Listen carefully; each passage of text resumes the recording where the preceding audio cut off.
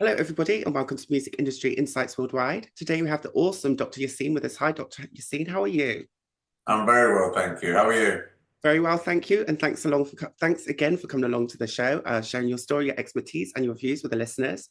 Do you want to tell us a little bit more about where you're from, what you do, and yeah, a little bit more about you? Yes, so I'm Yasin from Leicester. I've lived in Leicester all my life. Yeah, I run a recording studio here, a small record label. I manage some artists that are based in Leicester, and then I also do some education and community work. So I do a little bit of teaching with the local university, teaching first year music production and music tech students. And we also do events, open mic nights. We've got a little festival called Brewbeat. We've got the Leicester Music Conference. I've just set up the Leicester Music Board as well. So yeah, do a lot. We do a lot. It's all kind of based around trying to help people get a foot on the ladder to get into the music business, really. that's really, really good, and thank you for all the work you do. And you're based up in Leicester, right? So, how is the Leicester music scene doing at the moment? And you've put so much hard work and dedication into making Leicester more inclusive and putting Leicester back on the map. So, tell us a little bit more about that and how that's going. So yeah, so Leicester's it's a weird city. It's kind of a big and small city at the same time. So it's like we have we have like music, but certain bits do better than others. So like club nights and drum and bass events generally do quite well. We have a lot of like kind of Indian live music, but there's we kind of missed out on a lot of the touring stuff. There's not much music business infrastructure here, so it's kind of it's a hard city to kind of, I Make suppose, get to make it. You know, we still kind of need to be coming into London or kind of doing meeting other people and getting bigger. So yeah, it's probably the best it's been, as in like there's more collaboration and there's people trying to make things happen. You know, so we're really trying to now grow it. We're trying to get more people on the same page. So I feel like it's an exciting time, but it's also still, like really underfunded. It's still, kind of on the outliers, so it's still a struggle. And there's a lot of talent coming from Leicester. So tell us a little bit more about the music that's coming from Leicester at the moment and how we can support underrepresented talent from Leicester. So yeah, like I said, there's loads of talented artists coming out of Leicester, and Leicester is it's a really diverse city. I think it's the most diverse city in the country, So it's a real melting pot of like different faiths, religions, people, genres, But we've got some people that are doing well, that people will know about, like Mahalia and Kasabian, and people like that. But then we've also got artists coming through like Queen Mills and Saint, who were kind of on that they're bubbling as well, and kind of getting there. And then we've got some bands that are doing well now.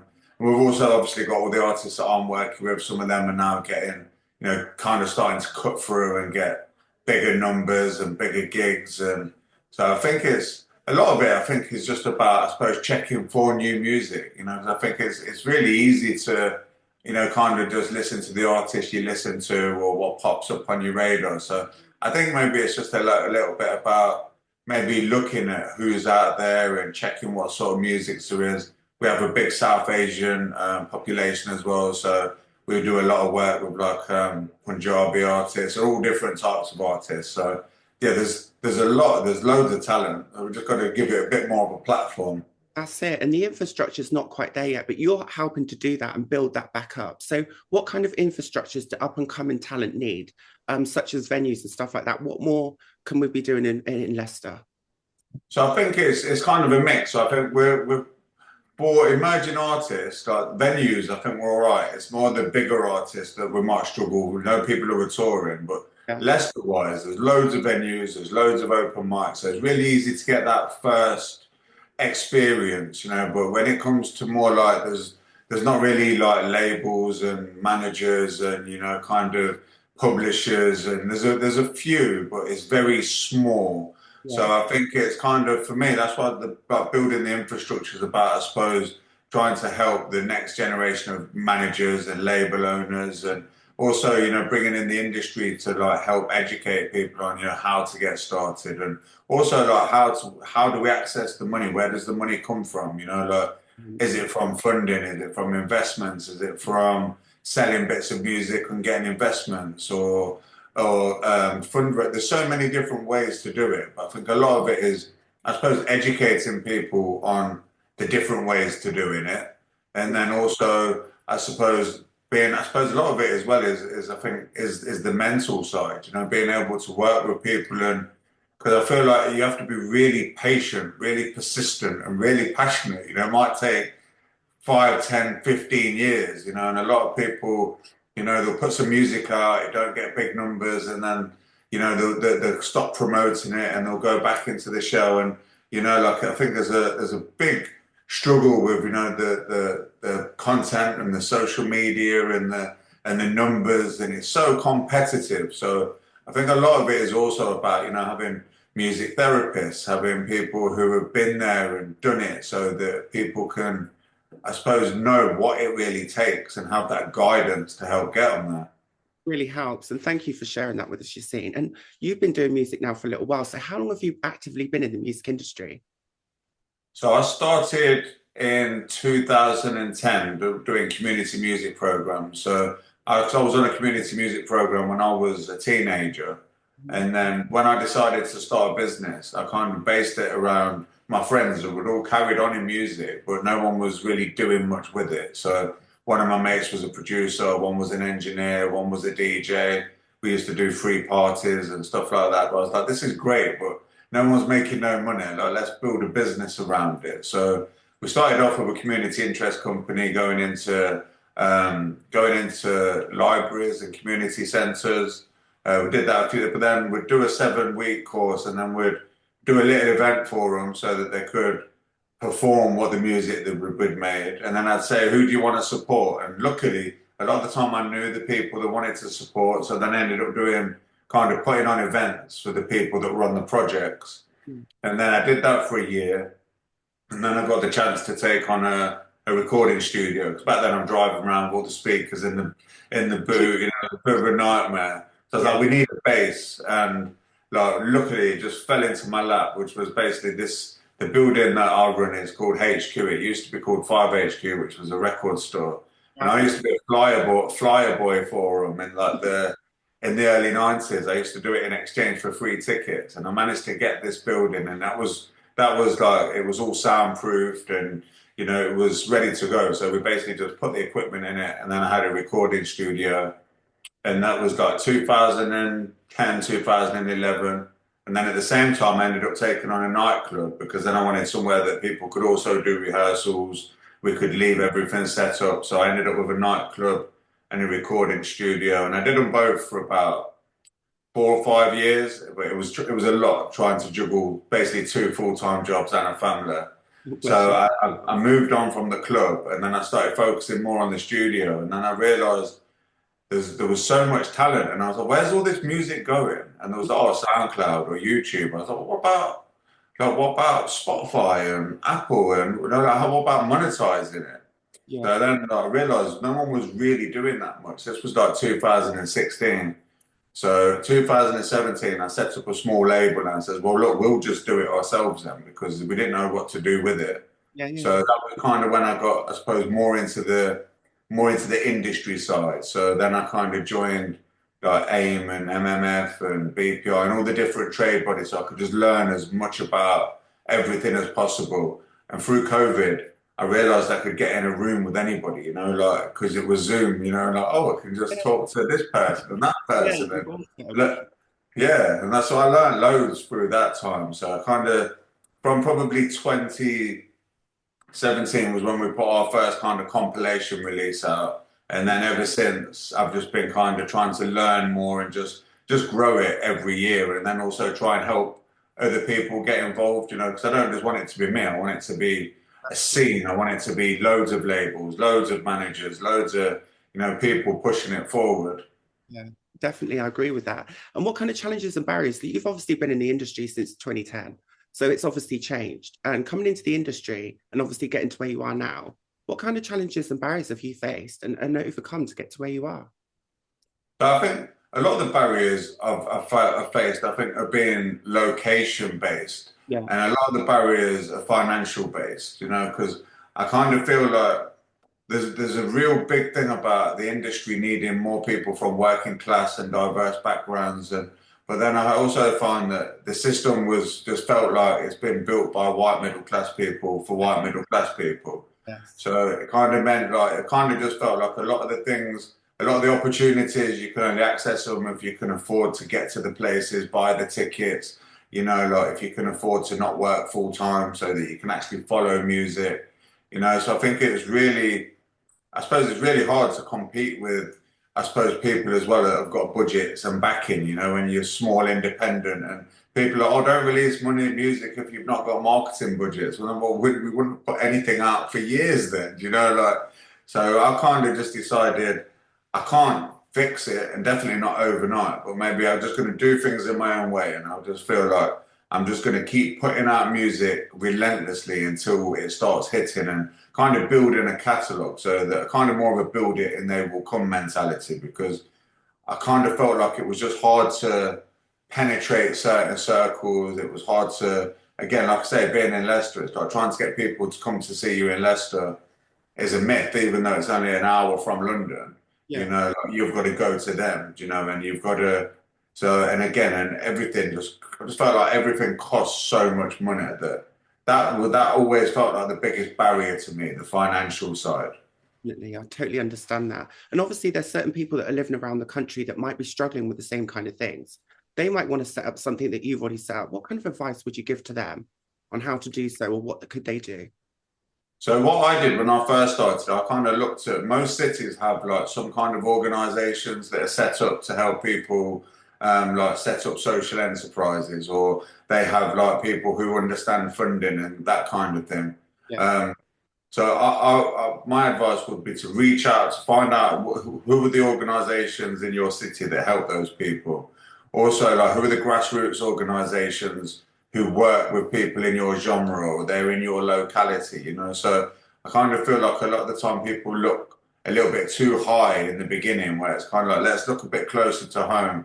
Like, who is it from your city that's got a little bit of success or is popping a little bit, and how did they do it? Who did they work with, and I feel like don't be scared to ask people. I feel like most people like talking about themselves, most people like giving advice, so it's kind of like don't be scared to ask, and there's no stupid questions. So I think sometimes it's just about getting started, but my advice is though, like, as always, you've got to don't expect anything overnight though, because like I think it took me a year to get my first business properly set up, and then it probably took another 6 months to actually get any funding in to do anything. So, and there was a lot of times in my career I've had to either go back on universal credit, or I've had to go and get a sideline part-time job, or work for myself and work for some other people, So it's very difficult, but I also say if it was easy, everyone would do it, So it kind of it's not supposed to be easy, but there is people who can help. Yeah, definitely. The other thing I was going to say to you is, what are your thoughts and feelings at the moment around equity, diversity, and inclusion? Do you think we're doing a good job at that? If I'm honest, I kind of feel like a lot of people talk a good job in it, and I feel like there's a lot of talk around it, and I feel like sometimes it feels a little bit Performative? controversial, a bit like virtuous, or like people doing it because they feel like they need to do it, but not necessarily actively necessarily changing things. And I feel like it's a bit of I feel the same around like the whole environmentalism thing as well. I think a lot of it is kind of people that they're doing things to tick boxes, and but they're still kind of working with the same way. Nothing that Yeah. much has changed. So like, I feel like it's better than it was, because at least it's a conversation now, and at least people are talking about it, But I feel like there's definitely still a long way to go. And sometimes I feel like it's one step forward, two steps back, and it's yeah. Balance, isn't it? Yeah, and it is, and it's hard to find the balance, Yeah. But I feel like the best thing about it is that there's now people like yourself who feel like empowered enough to be able to put it on people, and like actually push for the, push the fight the fight, So I feel like there's a long way to go, but I feel like yeah, at least the ball's rolling, So And I think it's also about collaboration and inspiration. Now, I look at you and you inspire me because you've also done the same thing. You stick up for your community, you stand up and you support other people. How important has collaboration been to you to get to where you are right now? Oh, massively important. And I think, like my mentality is like if you're doing stuff on your own, like you've only ever got a certain audience, you've only ever got a certain network, certain resources. Yeah.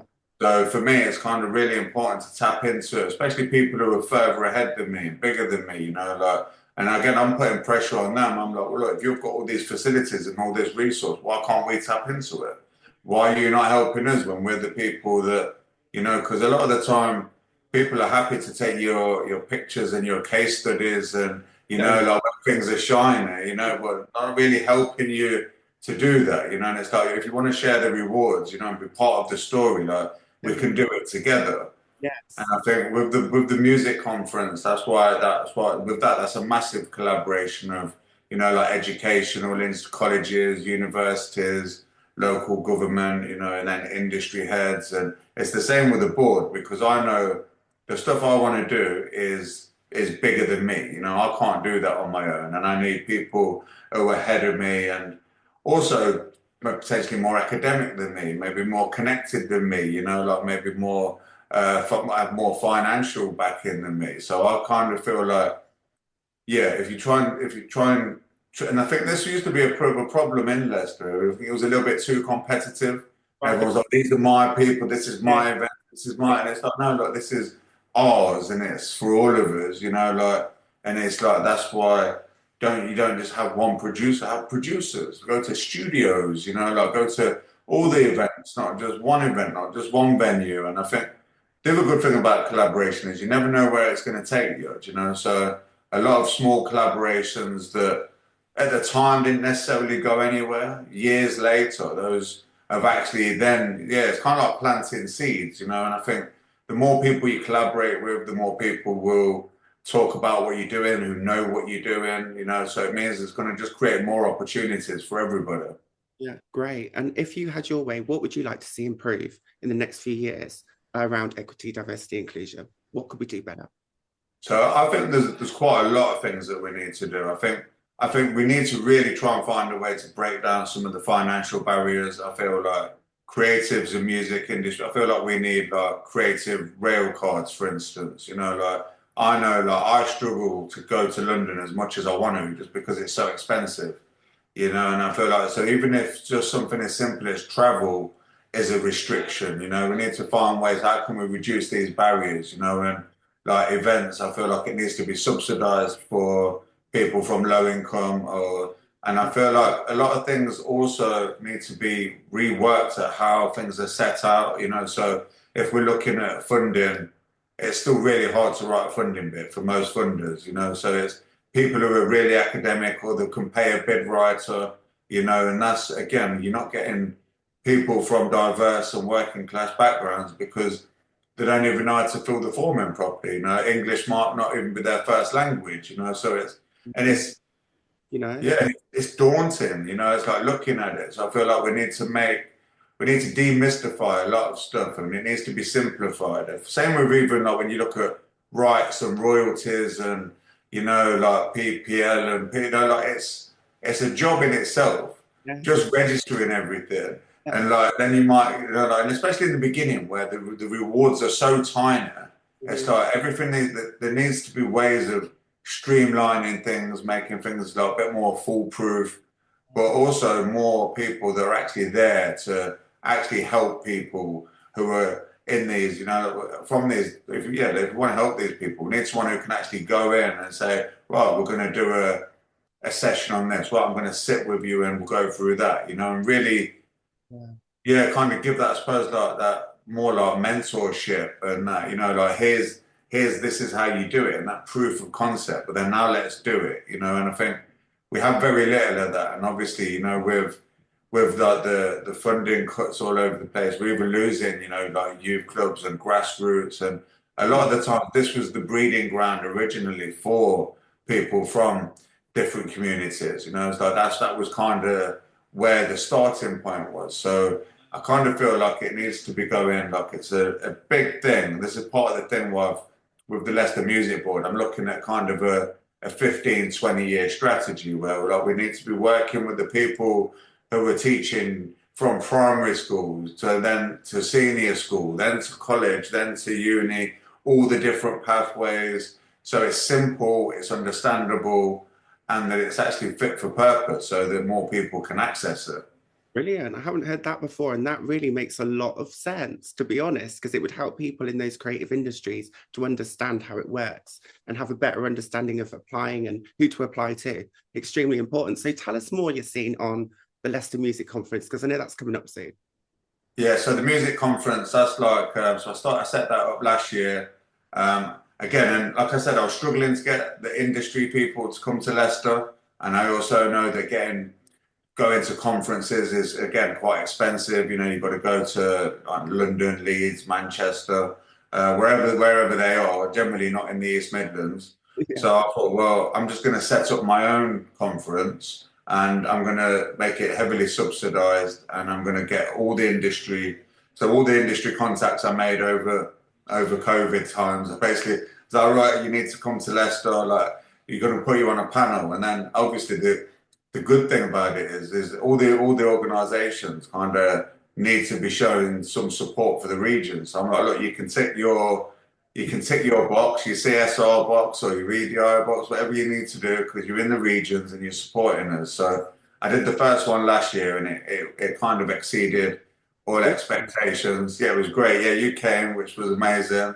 So then we decided, right, let's make it bigger and better. So this year we've done it as 2 days. So one of the days is for general public, which is Friday the 28th, which you'll be there again. And then the day before is a young people's day. So I've done one specifically for 14 to 18-year-olds.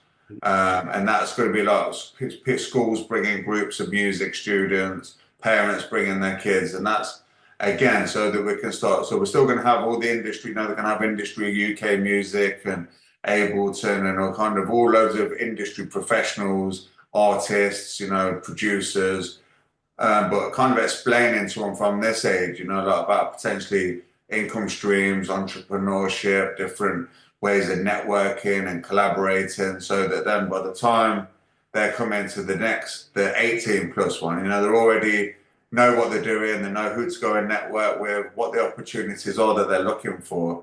And this time we're going to have the music in 2 rooms. So we've got 2 events. The BBC introduced an event, and then we've got an event with UMC management, which is going to be kind of a lot more like funk and soul and jazz. And so yeah, and then that's kind of become my baby now. So at the minute, that's all I'm working on. Well, not all I'm working on, but the main thing that's taken up my headspace. But yeah, that's going to be February, and then the plan is then to keep growing that year on year to become like kind of like a Great Escape, Leicester, you know, but for Leicester. So where we've got the education and the delegates and the networking, but we've got multi-genres, you know, we've got all the venues doing different events. So next year we'll then be looking to do more days and more venues. So yeah, it's a lot of work, but it's exciting.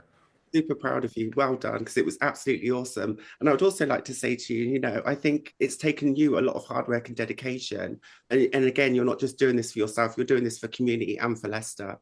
So from the bottom of my heart, I just want to say thank you, and thank you for inviting us along and for supporting me too in the work that I do, because it's really, really important. And I just want to ask you, like, being in the music industry, has it affected your mental health? And have you ever had to deal with discrimination or stigma? Yeah, I would say mental health, definitely. I think, you know, like especially in the early days, you know, I think like before my skin got so thick, you know, because I felt like a lot of people would blow smoke up your ass, to be honest. You know, like there was a lot of stuff where, you know, like my very first release, you know, like we ended up with the majors coming round and we ended up with meetings and taking artists to major labels and we got a bit excited and then, you know, but then after that, you know, the next thing didn't do as well, the next thing, and it was kind of like, oh, you know, and I noticed the same thing what I was talking about with an artist with a release. It's the same as a label owner or a manager, you know, like every win is great, but well, it's not even a loss, but you know, if something doesn't do as well as you want it to, you know, so you've made this amazing piece of art, this amazing song that you think's a hit, and then it kind of goes out and it don't really get no love, and then it gets less than 1,000 views, and then it's kind of like it's a bit of a kind of knocks the wind out of your sails a bit. And I think in the beginning, and again, people often would comment and go, "Oh, this is amazing what you're doing. We're going to help you do this. We're going to take you to LA. We're going to invest this. We're going to do that." And I used to get really excited. And then when it didn't happen, again, I'd be like really disappointed. And I'm like, oh, like, so I feel like the constant disappointment, combined with the uphill struggle of kind of feeling like, well, I'm in this industry, but it's kind of like, is it really for me? Because there's not really many people like me in it, who talk like me or with a name like me or that are from where I'm from, So I don't feel like I didn't feel like I was actively discriminated against, but I also kind of knew that I don't know if this is not really built for me, because I've not got the backing or the connects, and it can be a little bit clicky as well, So you can kind of know that certain people, and the further I go, I understand some of that is clicky and some of that is trusted sources, Okay, well, we've been working with them for years, they do that, so it's kind of a hard nut to crack, but I feel like definitely being so far out of it, it kind of felt like I'm in it, but I'm quite far removed. I always used to say like, oh yeah, I work in music, but I'm not a musician. And, I kind of talked down about what I was doing. Whereas now I think I've been doing it long enough now and I own my space. I'm like, yeah, this is what we do. This is what we're doing. This is where we're going. And then I feel like people then started, I suppose, giving me more respect, maybe because I'm giving myself more respect, and I'm like, so yeah, but mental health, it's been like even now, like, and I class myself as, I'm a strong person, I've got a strong minded, strong willed, but even now, it's obviously there's ups and downs and the stuff that's out of your control, and like nobody can be good all the time, so. I think it is a very mentally demanding industry, Same for my artists, even sometimes I might be okay, Yeah. but then seeing one of my artists going through stuff, that affects me as well. Or, Mm. like when a relationship comes to an end, now you've given up and it's, oh, like I said, that can affect, or, knowing that sometimes you've got to have an awkward conversation, and I'm going to have to get rid of somebody because they're not doing what they're supposed to be doing. So there's so many, I think, triggers, and obviously it's such a, and I think I feel like in music, I would say literally 9 out of 10 people who I work with struggle with mental health, some kind of mental health problems. And at the early levels, I'd say there's a massive percentage that are actively dealing with anxiety, with depression, and other things. And there's a lot of people on the spectrum as well, within music, because we're all creatives and dyslexia and, but like low level, or there's just so many different things that I think, yeah, and that's one of the things that we try and cover in the conference as well, bringing in music therapists and music mind matters, and, what ways can we help support people mental health for us and for them, basically. So, yeah, it's an ongoing battle. And I really like the fact that you're touching on the younger children now, because there's been massive cuts to the music education budgets. And I started my love for music at a very young age when I was at first school, because I think that solidified my passion for music.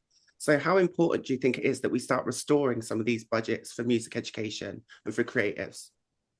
I think it's massively important, and I think, like England has always been like a world leader in music as well, and it's obviously it's getting less and less because like we've not got the same level of musicians necessarily coming out, and things are like there's not been that same level of support. And again, it's like I say that there's a lot of people, these opportunities, they're not even getting them, or they're getting it, but only for such a short time, they don't get a chance to build on it.